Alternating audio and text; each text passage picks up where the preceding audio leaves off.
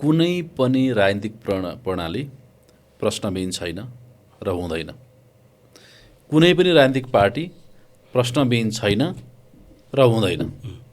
कुनै पनि राजनीतिक पार्टीको नेता प्रश्नविहीन छैन र प्रश्नविहीन हुँदैन, हुनु हुँदैन। त्यस्तै गगनजी विश्वजी पनि नेपाली कङ्ग्रेससँग पनि प्रश्न छन् होइन, विगतको बारेमा होइन, अनन्त प्रश्नहरू छन् कङ्ग्रेसको बारेमा होइन। नेपालको डेमोक्रेटिक मुभमेन्टमा होइन कन्ट्रिब्युसन गर्यो, तिनवटा होइन आन्दोलन क्रान्तिको नेतृत्व नै गर्यो होइन। ती गौरवपूर्ण इतिहासहरू हुँदाहुँदै पनि शासकीय मामलाका दृष्टिकोणले त अनन्त प्रश्नहरू छन् कङ्ग्रेस पार्टीमाथि।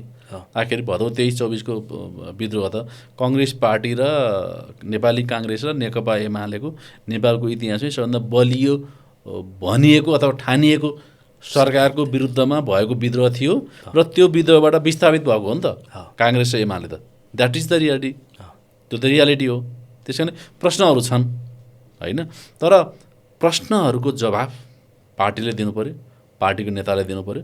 भोलि संसदमा जुन जुन पार्टीले जुन जुन भूमिका पुग्लान्, एउटा पार्टी सरकारमा पुग्ला, एउटा पार्टीले सरकार नेतृत्व गर्ला, केही पार्टी सरकारमा सहभागी होलान्, बाँकी पार्टीहरू अपोजिसनमा होलान् होइन। त्यस कारण प्रश्न चाहिँ सबै पार्टीहरूसँग छन्, सबै लिडरसिपसँग छन् र खास गरी हामी त हाम्रो त के भन्दा भूमिका भनेको प्रश्न उठाउने हो नि त होइन। डेमोक्रेटिक सिस्टमको सबैभन्दा सुन्दर पक्ष के हो भने चाहिँ प्रश्न उठाउने हो, के प्रश्न गर्ने हो, खबरदारी गर्ने हो।